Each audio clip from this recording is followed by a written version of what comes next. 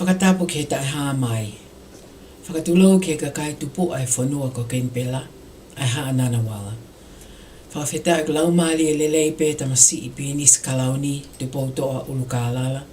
Ma ta ahine princess kalauni sinai takala tuku aho. A ta ahine ko princess latu fui pe ka tuku aho ko e ki tala whekau lahia a tonga ki Australia. Ho e koto ok mea mai e aho ni whale e mata pule kau taki lotu mo e tonga koto ok mea mai ke polkalama media whai fio ai university lo au o ki loa e koe Potatala a Fafine.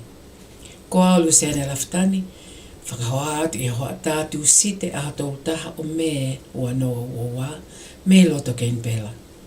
O whakawhiawhia au pito ke tali lelei he ahoni a Luisa ma i lei latu kefu ke ne whakalele a polkalama ko ini. Pea ko hono o atu eni a ngahi polkalama i he lea whakatonga na e os whakamawhola atu ki mua i he lea whakapapalangi. Malo au pito, malo Luisa. Malo pito Luciane, lava le re ai whakawhi loa ke atua e ta polkalama ai Potatala a Fafine. Ta pe foko Potatala a Fafine me loto ke mpela. That's right. O women in dialogue. Au pito. Ki he ahoni. Pea whakawheta e pēta to e au sia ai aho koe ni. Pea mo whakamalo ai whoke anga le rei ai university lo au. E polkalama media whaka ai lo au ta kawa he aho koe ni. Pako e aho ni whoko e ruseane manatui i he ngahi puike koe ni kuohiri. Nā ta lere mai i whakamatala koe ki ngahi Makamaile o ngā aue a ki hono mui i mono CV i koe ai mo uirere ai tau Tupu. Pe whanua ni. Pe hange koe na aku lawe atu ki mua he tatala noa. O kamata pe me hono Fanau i ki nā toru. O kamata whoki hono si ofi ngai whae. Me he taimi ko ke whetama i ai hange koe whakatapu. Ai Fanau ko ni ai ki Fanau. Pe kamata pe hono ngau e aki ai ka kui foki whakapapalangi developmental milestones. Ai ko ki whakatonga vai ko ngau e aki au ni ko pehe hange ko Makamaile ko e makatuunga o e Tupu ko e Fanau. Pa koe Fanau whuke anga e tau tu koe anga e whanua o kehe pe anga e tau whakahingoa koe Fanau. Ka ko tau pehe kange ko kenpela ni, po ko Australia ni, po ko tau lau pe whuke Fanau, o a o pe ke nau taingo nau youth a ke nau ta ua nima. Ka koe developmental milestones, po koe mga tuunga koe e Tupu e Fanau, o kamata pe ono ngau e aki e ni, I kenpela ni ai whakatatau pe mo Australia katoa ne ongo koe hawhanki i whai ke si i pe i he anga hono ngāwe aki i he ngā kiriniki koe ngā kot ngāwe ko te ngāwe ki ai anu ki whai ke si ka ko Australia o tatau pe e tau ngāwe aki iyo Peko lai whuke taimi Luisa hangi ko ke o si tāna ke ngai polkalama ki mua. Ko kenpela ni whaalele at ke mea fua. Whakamata heni hono, ono ki ai o polkalama for all. Ke u potu ke o mo ui mo mea. Ara tue me kenpela ni. Koia. Pe aku mahu inga kono whakalata e polkalama koe ni Luciane. Hange koe na ta lawe ke ai moka e whakapapalangi whoki E mahu inga a pito pa whaka ai ki tau toro, e tau community, ki tau hi koe le rei taha, ka mata pe me he tupu hake, me ne tupu hake o kuma e ko tau ko health promotion la he no ngau aki pa tau pe hang ko tau nga pa ko whakalata o ngau e ko ni lo se ane mana tu he ta ngau ko ken pela ni o tau ngau e whakataha o kai ko pehe hange ko mātou pe kau health professional kau ngau e ko he ko ngau mo ui ka o tau ngau e whakataha e ngai fo i he mui i ko ni a mo ui a Fanau mo to tupu ko e whonua whakataha mo e tau pehe kau polisi ko e kau whai ako ko e ko kau ngau e ko tau pehe whikau a ki hang ko e mātua ko e o tau ngau e whakataha fo mo e mātua e ko uhi ko e nau ngau e ake nā tore developmental milestones ko koe makatuunga mea o teu ia ki nau tolu o koe haa e nau mea ki nau tolu o nau whatongia whakamātua ke nau whai ia he time to tono hange koe ta mea na ta lawe ki ai ki mo a luseane hono whanau pe whangitamai ki ka mata pe hono si o fi mono mui i whare mahaki. He kau ngā aui a koe i whare mahaki. Au tau e whuko secondary health care. Tau tōru koe community. O tau primary care. Health care tau tō. Ai o kamata nā mui i koe. Hono si vi ai o tau pehe koe makatu unga ta whakatata pehena ta whaalawe mai whakapalangi he ngahi mea ki mui. E whanki pepe. Mana tu kono whanau i mai ki nā tōru. O ka mata pe whanki mea ko whanki mea whanatula pe o mai o nau tō mai muia ki tua. It's like au tau whapalangi the primitive reflexes.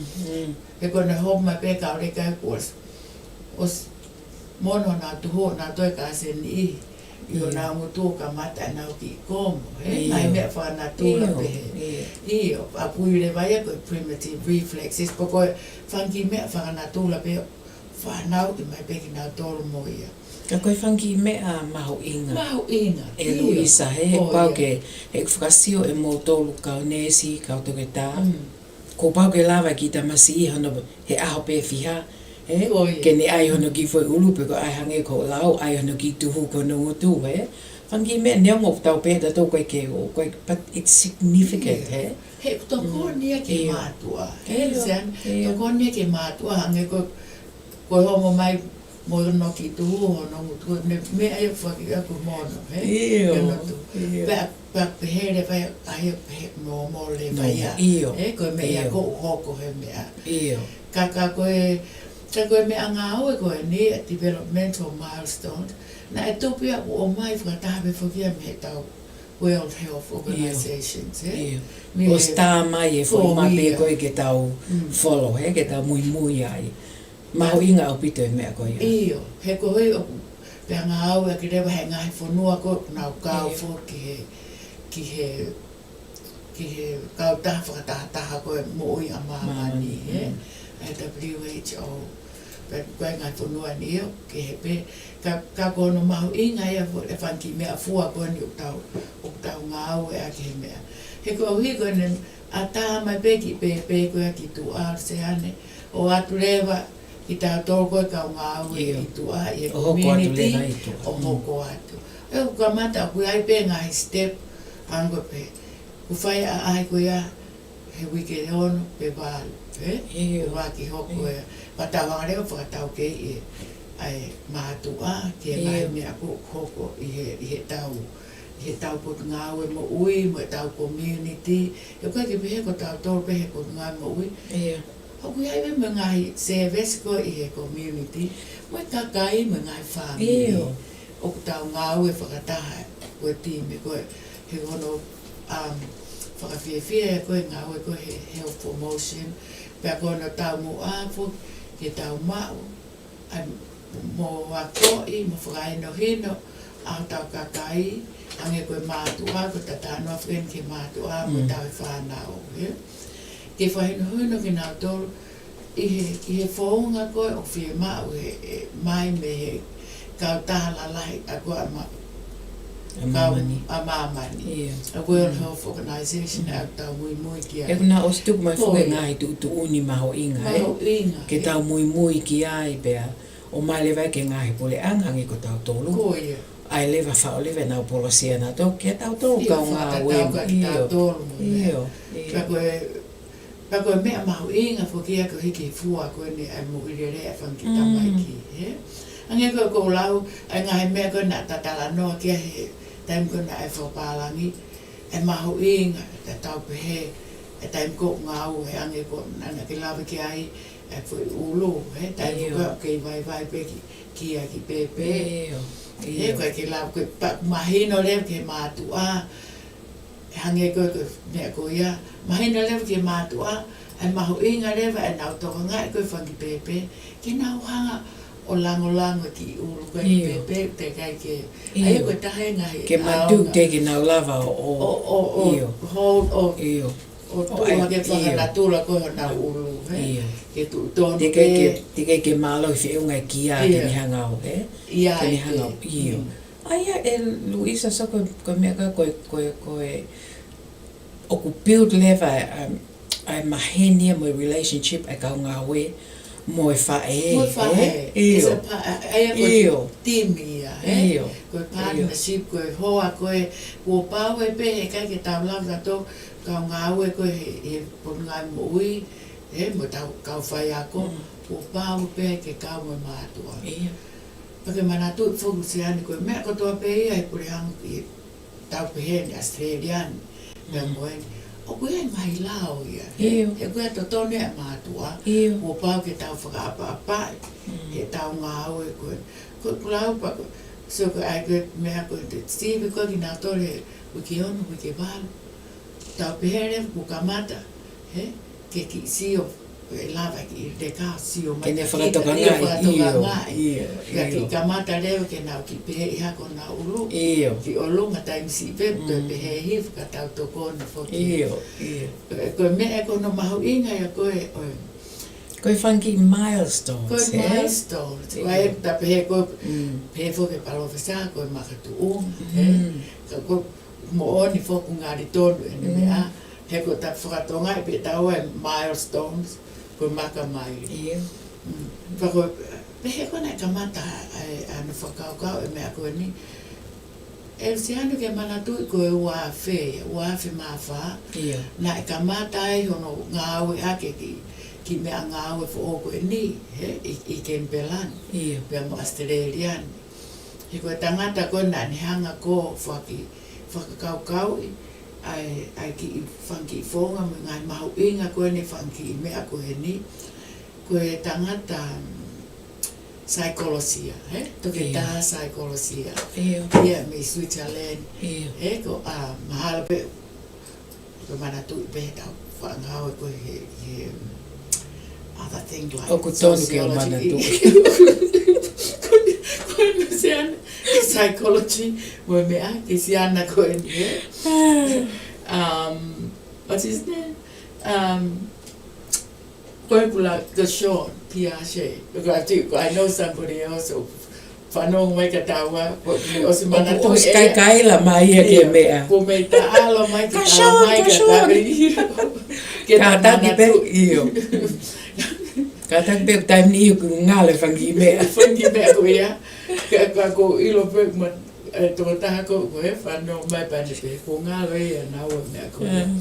O kamata ko whakauka i koe pako. Mahau inga ben se ane aki mea ngā aue koe ni, Kia ka tātou koe kau ngā aue koe ai potu ngā aue mo ui. Lava lewa ke tau hanga mui e whanki tamai ki he nau tupu.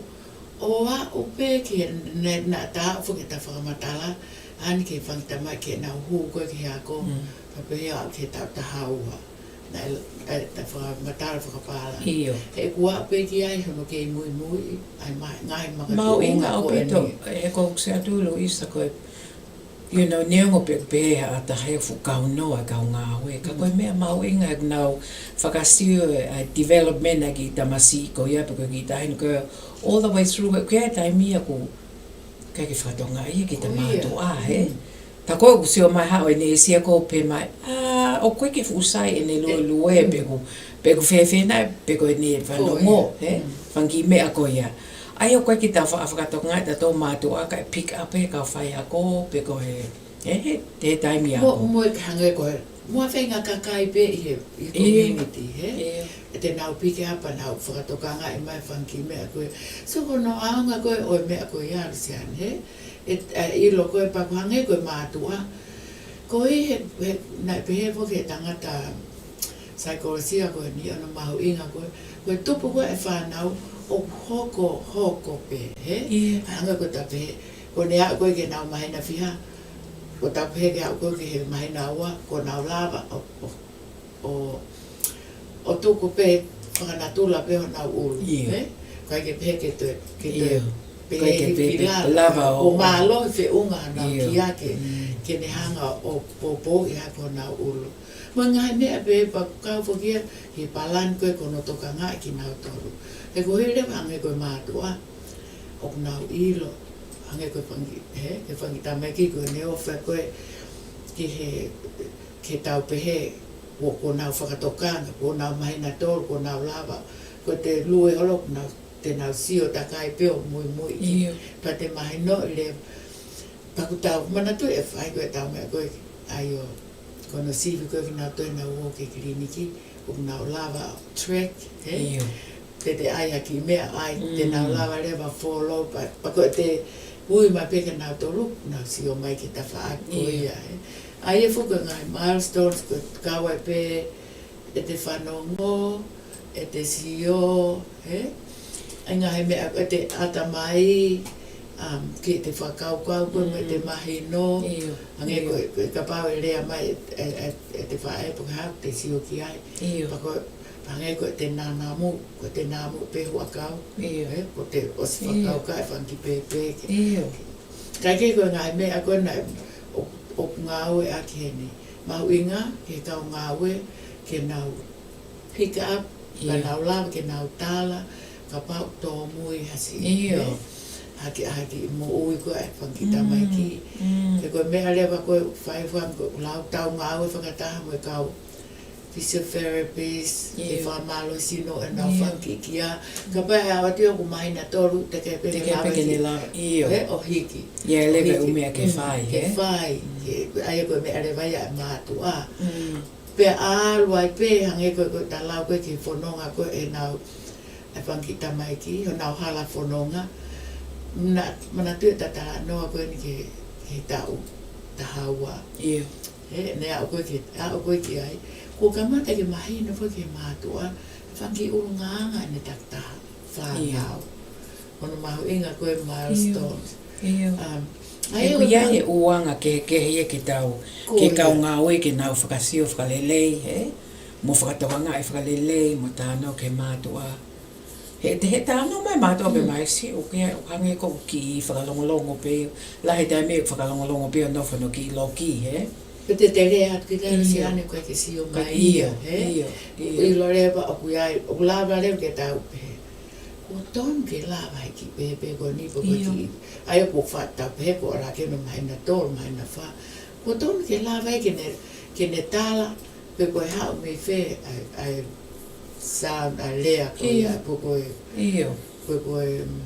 he ka pale po koe ke neongo ia ka pate ai aki paspasi koe ke sio mai pale ke whakasio pe ulava koa whanau pe ikai mau inga fo ke sio mo whanau ngō mo na whanki milestones koe am koe mau inga o pite he nau tupu me nau atama e whalamaki koe ia me pe fo kamata pe loto ko mantu ko matu en ilsan ta musikia na ke feitama ko ake whakanonga ake whanki pe loto mo whakanonga pe mam ai it's a team o ta pe ka ke kono mahu inga fo kia no ngā aue ake me ako ni pe hange ko ngai me mahu inga ki he pe fo ko o kuiai papai fo ke na whanki rekod o tohi ai pe ngai tai koe ke whai ai ho nau whanki CV e rekod ki rewa me a mau inga o pite whanki tohi koe a e Luisa e kusio he ko even from he tau ke i ki tau whanki whanau a taua Na ia he whanki I tohi, na ui nu sila ko Plunkett book, Plunkett nurse. book, Pau ke te arolo moi he pe mai e mea, na e whai ono huhu ko no mahina tolu, osi. Ase pe whake whanki tohi ko ia taim na e whai aho nao vaccinations moi whanki mea koe. Moi whanki mea koe ni, o I longa pe ia he asia I pe, he a ngahi. Pe a koe, whakono maho I ngā whai ko hiko mātua, ke nā teu. Teu ko hiu nau ilo. O ko nea ue no tau whiha ko pau ke ai ke malu a whare. Ko hi ka mate ke nau tōtoro. Ke nau ala fusi I foe pe a nau la vea. Ke nau malu. Whakasio e o mea o tuku e hā o mea. Aia ko te hange koe hano toi move around that furniture mo mea ko ia ke. He tēnau kakapa. Tēnau wama. Hange koe matapā pe ku lava o he. Tōki tua me koe. Whanki mea ko o ku whaiketa la no koe ke mātua. Taim ni koe ke nā whakatokanga. Especially ka pau koe urak pepe. Ta koe mea whake hange ko lau san urak pepe. Ko pau ai pe ke whakarere. A whanki kalasia ke mātua. Ko hi ke whakamahina ka te ki nau tolu. Ai anga koe ni ngahi milestones po koe anga koe ni makatu onga pe koe Makamaile a Tupu a Fanau ko hike nau teu re pe nau whakatokanga he ka pau o ku sio ia ilo ton ki pehe ki pepe ka koe ki pehe ia koe taim ko nau ai o Hawaii ai nesi pane tā ko me ni o koe ke ni whai e mea ko ka mai ki te ton ki ni lawa whai o whai lewa ngā o e ki ai o whai ko ui ange koe tā lau koe timi ko hi ko ni ai pe ko ia pa ko ai pe foke ka to ke ta o ku nau foi ko nau specialty ia ko nau foi ta pe ke to nga ko ni ai develop ko pe ko tupu la ki ko an mo ui e whanki tamai ki mo tau hi foke an ko na ki lau pau ke whai ho nau huhoa ni pau ke o mai ka kai ko nau toka ngai koe hango koe ke malu ai ngai api. Pea moi mo ui pe foke ai mātua. Pea moi hange koe tau sio koe atu koe, ai totoa ai atu koe kau nesi e Luisa. Tēnau lava whakatoka ngai, pe ku malu ai nofu koe. Pea malu safety is in he, pe ku nau physically safe pe ku malu e wha e mo ki, he ku lahi parapalema he taimini e society. Pa koe nau ngāo ea, nā tōke nau whakasio mau pe, hange koe taimini koe mau whaoat koe ke uapi ni, koe mau osio ke aisi. Pe koe hamea kai. Whanki mea pehe ea te tau lava ki ta ia whakaluku fua. He mahalo te ke mantu koe Luisa o wha aahi atu ke api. Ko o fwoi hua pe te ke lava sio takai o ke iloi atu unga ai ki whamili moi api ko ia. O lava lewa ke whai e ngā he tokoni moe, ke nau tōru ka pau whima oha tokoni. Pe koe tau anō api. O koe whai, kai ke he bomo te whanau mo, koe ke he koe taimi koe nau I tu ai me whare maha ki uru sane mana tu.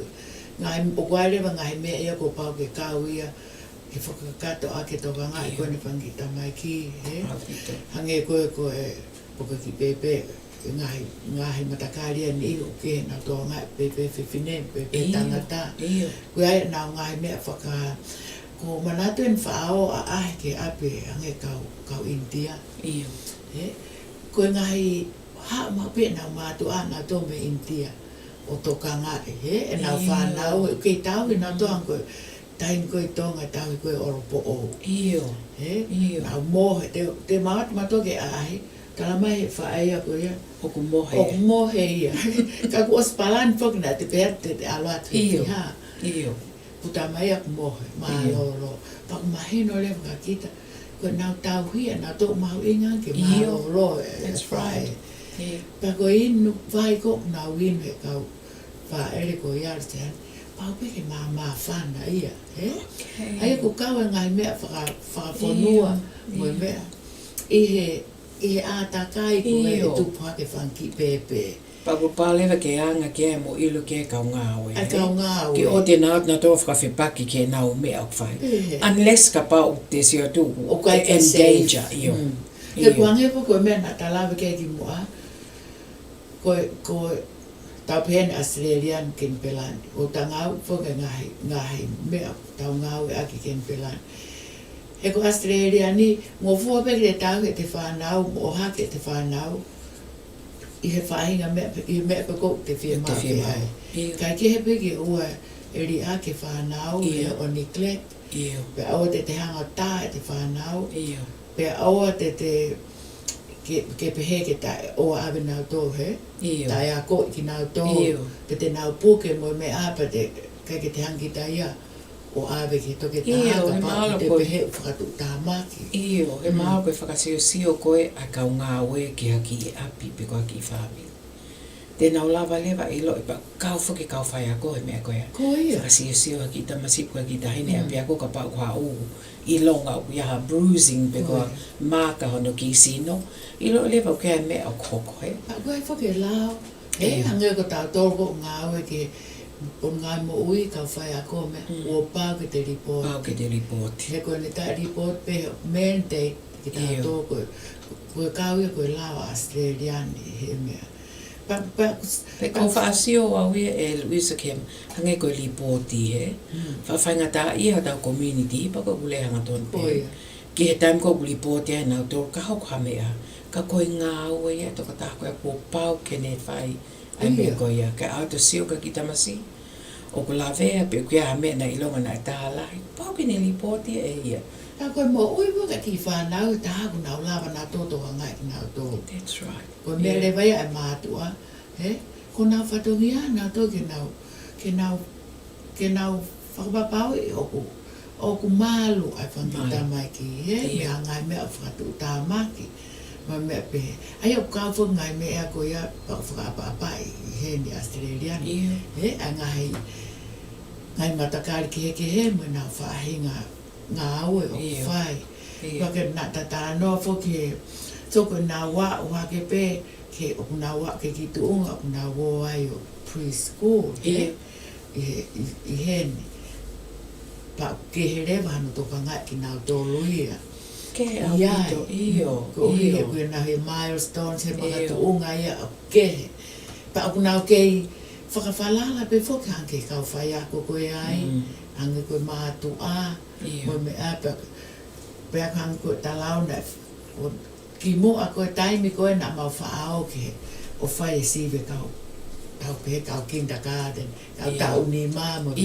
whai ho nau siwe whaka auririki ki he nau atamai ki he nau whanongo ki he nau sio ai ko te wako whakia te whakia ki ako ko taimi ne ko tau ene whiha hono ka mata mai ana yo ko whai pe hono te na ngai siwe a ko e tau wha ki mo pa na o pe aku I lo rewa he mātu a ko pau ki awa whai nau ki hu ani koe tau wha e ko te I mau pe e koe mau inga ia koe ne e nau ilo ai ngai makatu unga mo milestones ko hiki nau te mau pe ki mea koe alu sean pe hange koe talau koe ki he ke nau hu koe ki he lau tohi whakawhia whuka koe pehe koe whai time whainga tā he koe whai mga tuunga ia ua o hoka ki nau tōru nau fōa tuai I he taimi koe lau tohi he ku nau hu whuka tau nima tau ole whakatatau peke mahina ko Fanau ki nau tōru na pa ku nau wha osi mea ko tau tahataha ka se ni taha ua ai ko nau hua tu hango tau pehe koe o ku nau kei whalala pe nā tō kei mātua, o whakawhalala mea ko tō pe kei mātua pe a tui pa nau pehe ku tau poto o pito ku tau ilo moe ango nau ka koe ne ofi koe nā tā noa ke ngai mea koe e tā porokalam ki mui mai ai nea o koe ke tā o hiwa tā haua a ngai fu riu lahi koe ke sino ai whanau pe mahalo ke tau koe whakaukau pa mo ta whaosia pe I he community. Paro pare malai ko hui ko ngai riu ko ia o wha me ai mo e whakita mai ki anga ko nau tui ke anga nau sio ko nau whaki kau ngā me a pa ka mata leo ke nau e ke mai hangen na ke ha ua me tonga na ke tawhi pa na ke ha me na ke ha wai whangi mea mo ngai mea ko tau pange ko tau lotu ane ko nau whakatoa ngai pa nau la vare ke nau whakawhihu ia ai ngai mea ko ia e koe taimi pe ia oe hange koe develop oe koe tupu ai ki tamasimo ki ta aini o nau whakatoka ngai ange ngai mea te nau whakaeke eke ngai mea ko ia pa nau toe whakaeke eke nau toho nau whangi kau mea nge ko lau mahu inga whangi kau mea i whangi kau mea taim ko ia ka kunau pe he whoke ngai whakatotolo o kunau kei tu yang pe ke kakai lalahi ka kuhange ko ko lau hoi ko heke kai pe ke tau mahino ka ki tau tō mātua ko mea hoko ke nau tu yang ki nau tō ko nau whangi kau ngā mea ai ko whaparapare mai pia ka pae ke tau ke tau tala no mo nau tō pe tau o ngo e ke taimpo nau whieta noa pa te ki i tukui fwoi te mea whai mau inga o whakao ngot ke nau tala noa mau inga au pito hange ka tau lau ko tau iro o ko taim fwoi taim ko nau mo ui o nau whehu ia ngai mea kotoa pe pa o te ai mo ngai whakamatala ia awi nā tōru ki hako, wako i nā tōru ia ngai pōnga ke heke. Mo tau wako. Pa mahu i ngai lu se ane, ai tau mahino ka ki tau tōru, ai tu onga koe, ai maka tu onga o kui ai koe a whānau. E ulahe ngai parapare mai, pa kuhangai koe koe ko lau, mahu i ngai ki tau tala noa, mo tau whānau, pia mahino ka ki tau tōru, koe taim koe makatu unga ni nau fōu ai he taimini. Eo, he kupau ke tau mata poto ai mātu a mo kau ngā we, mo kau whai ako. He ku wawe koe lele e taimini e society wawe, whakateknikari. Ai e kutong ke tau mata poto a tātou ko tau tōru koe whangakui. Pau ke tau toi mata poto ko tau tōru whakasiwe whangili moko pūnā. Pea tau mo tau ilo, tau whaeke fuke nau mātu. Ako hea mea, o nau ako he taimini he ako, he. Ko hi he tau ilo pe fuke, he talatu he mātu a mea ke. Pako o mai koe ka tau toko e whanga kui, o koe mea ke hea o tau ange tau tōru. Ka tau whai a pe o wha, pako taimini fuke, whe paki a mo. Ngai mea ko, o wako ki nā tōru he milestone. Pe ngofu a koe ho nau whangahi api he. Ka koe a whuke tau koe a erisiane, hange koe tau nā tatanoa ki ai. Mahino, nau lava nā tō whaka whaiteke he. Iyo. He? Ko nau wanga koe, nau api mo nau wanga koe, nau mai ka tau a. Pito. He? Nau ilo nā tō ria, koe hape mea nau roto ki ai, te ta whai tau a. Iyo. Ka paku tape, ko wha lau ma peke kau ma whanki kau ma tua whanga whae fo o, he? Tau manat ma peke tau whanga kui. Ko whanki whetua te ara whae te riha. Ka te nau ke toka ngai pe na tō maru e tau mo ui. He, kei ke ai hame e ke tau hopefully, ko mea fuk tōnu ai ke tau ilo. Ka mau. Iyo, ke tau ilo, he? Ai ngai mea koe. Pea mahalo ke manatu pe he he mātua. Koe nau parents ai koe whangakui ia. He ke nau whai anasra mea ke deliberately ke hoka mea ke whangi whanau. Pe ki i tuangi he. I tuangi nau ki o pea omi koe ki a grandma pea tuangi nau ki o mo kai ke pe koe kai lole. He koe tu o taha pe he wike. Ki po i soko ret. Ka nau o puna tō tala. Ka kuange ko lau o mahino e ka pea ko hi hange ko ta lau ki mo ala se ane. O ta tawa i pe ngai te fito i mea koe o whakamahu i ngai koe i he tau hi koe whanau. Ka koe whanki i whonga whaakeheke he tō tangata. Ka koe basic mo hono te fito i mea o ta tau pe. O kai pe ke te ririu i a koe tapat koe nau malu. Ko ai ke nau kai mea rele. Ko ai koe ke e nau mo sino mo i lelei. Nau sino mo i lelei, mahu inga. Pe ata mai mo i lelei, he? E uta whaalau koe whanki tohi ka nau tōru. Iyo, au pita. Pea koe nau eke koe ilo mea ke heke eru se anu uta. Ilo lelei tahu ta whakamatala ka nau tōru. Ngai mea koe ia. Ka aku mahu inga au pito Ko pehe ko nehange au ke tau ko Fanau osi ai. Tau pehe ko high school, he? Pahange ko na talau ko taimi e ka pa na nau sport he na tau tāno whuki mau inga koe whakangatangata taimi sio tau pehe ko sio the screen time, he? Iyo, so TV mo laptop mo laptop mo na funky game mo na pehe he whakangatangata whuki. Ko ton ke whakangatangata Luisa. Pehe not more than 2 hours. Entertainment. A mea pe koe ki he wainga mo mea. Ka koe mea whakakoia. Mo mea pau whuki na hona tō ngā ue aki. He ko osi whakatokanga e mahe taimini. He kau psychologist, mo kau ngā ue kau toko tā, ai fuulahi e screen time ai whanau ni I he. O ne weisia nau tō. Weisia ka lasia ni. Absolutely. Koe whangita mai kia te nau sio pina tō, pa nau love pina tō. Ai koe kehe ia nau urunganga. Iyo. Pena whanga pina tō, o lava pina tō, sio. Whai e nau whangi o mwe ka mo mea. Ko whakatau ngā e au ia rusean. He whakatau he whangi mo ko puna. Ka sio koe mea ia. He? Sio koe. Ko ne sio koe kaure ka ia ke ngai mea pehe, he? Ko ki tamasi ia e sio ia paka ta ofia tia ko talangata a fofi. Talangata ia ko hi ko fuulahi sio mea. Ke sa e beu sen. Ma ko hoe ki e fuia.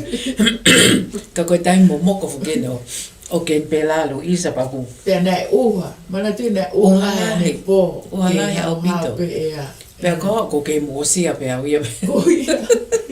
Ai mago ki tale pe ni e mokosia. Ka pe Luisa hange ko ku whakatoka ngai ko ai taimi ko whakatoka ngai whuke kau ngawe. Ai alu me tau taha ua ke tau taha ni mai. Fo I tau ia ko ia li liu ko nau ngahi whangi sino. Ko ia. Ko e fo I taimi a ko sea ko neo ko li liu e whangi sino pa ko ta anō mai ko e mātua pe te mantu pe kita e te whanau. O ko li liu mo e mood, mo e nau whakau mo e anga nau whangi ianga. E taimi. Ta afu ke nau wanga ke ngai li liu ko nau sino. Ko e ko li liu lahi. Iyo. Kita mai Fafine, he? Kita mai tangata. Au pito. Kamata hange ko talau. Kai leo ke nau toi wainga whakatangata pe me. That's right. Ko taimin ko nau sio ke kita mai Fafine. Iyo. Kamata ke nau whakatoka ngā, he? E ue si a lewa e nau toka ngā. He? I wahe nau whanti toka ngā. Pe koe me ia mahalo e Luisa ke kau mātua. Hange ke tau community ke nau whakatoka ngā e pe o te nau fu oho vale pe te nau, he? Ai e whangi whanau ke nau toe whaingata iange nau tō koe ngā koe tau kamata whakat. He te mantu He tau tae mahino, mo tau tae hausia, te mana tu pe tupa ke o ke mata I mana ko tangata. Ko ki tau siko o smana ko Fafine, he? Pa ko hange koe taim ni hia aku lea I pea, he? Tell them off o si whaingata ia na koe no moro pe he tupu hake ko pauke. He? Ko pauke ki whakatona nga. Fia, he? Pakange ko lau. Mahu inga lewa, ka kutono whaki tau mahino e tau tōru mātua. He koe ki pe, he ke anke te taranoa kita he nā te keisi he taimi ta. I kai ka mo mahino ka kita, ai ngahi ātakai ko hui ai whanau I ngahi ahoni. Au pito. La, he ngai mea ke he pa ko taiminia, o tau pehe tau tō, koe paro pare ma, koe tau whiri, ke tonu e nau whiri. It's making the right choice. He ko hui fulahi ngai choices out there, I he tau, I he community. Fulahi au pito Luisa. He koe choice he mea ke he ke. Tau siat koe whaka, hangi ko tāno koe ni nai koe ke screen time. Ko screen time I pau koe whakasio whakalele he ko whele o mea e lava ke wesia nau tō. Mea o nau sio ai, he? mantu ke whakasio mau pe nau mea whai screen, he? Ka pau nau Facebook whakasio mau pe kunau tā noa ka hai. Ko ha nau whanki friends. Poto au pito. Poto au pito ka kei whakatokanga mai pe ke whakatokanga ke kau mātua.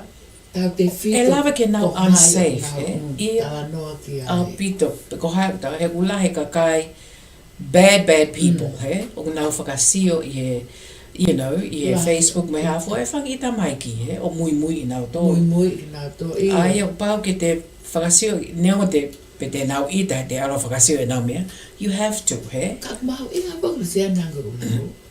O ku sai koe te ke sio ilo, he? O ku ai kalase ni, e sio at pe, ko hao mea o sio, he? O ko sio ke hea mo ha, tā koe kua toko tahai o tala noa mai ka nau tōru. Tā koe ka tahe koe ki tōn ke lea ki ai, ki tala noa ki ai ka. Ka koe me e koe ke ko pau ke alert, he? A e mātu a. Oia. Mo ka kai ko tō pe osi train e kau ngā we ia. Me kau whai ako, me kau toka tā nesi mo hai fua. Ke nau whakasio, ka kita mātu a ko pau ke te a, he?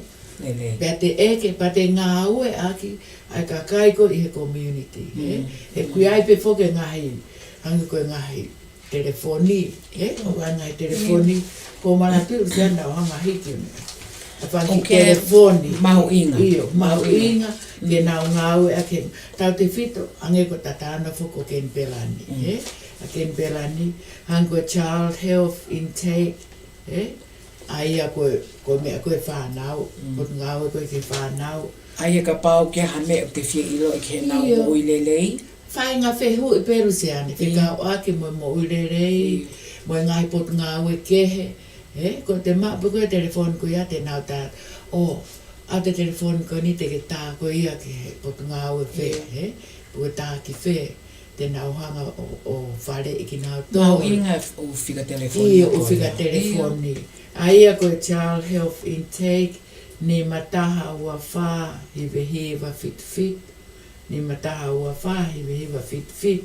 Koe mea ia koe ke whanau, me he whanau, ke a o ngā koe ke o whainga whehu i pe. Ia, whainga whehu. Whakapahe ke nau lawa tāre. Ia, te nau hanga rewa ai whika koe ke mea. E so koe pe mo parent line, ki ke mātua. Ka koe mea koe child health intake, koe tai ngā ue pe o se ani. Iyo, aia koe valu tono ke nima. Ai mea koe ia. Pa koe ne osi pe koe whukea, mana tu nā tuku pe nā toi ki message. Iyo. La peke ke tuku ate ki whehu i.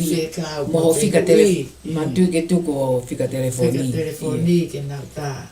Mo parent line, ai koe ngai whehu i whika aku mo tau whanau. Mai whuke ngai service. Koe ono ua walu fitu, tolu fitu, tolu walu tolu.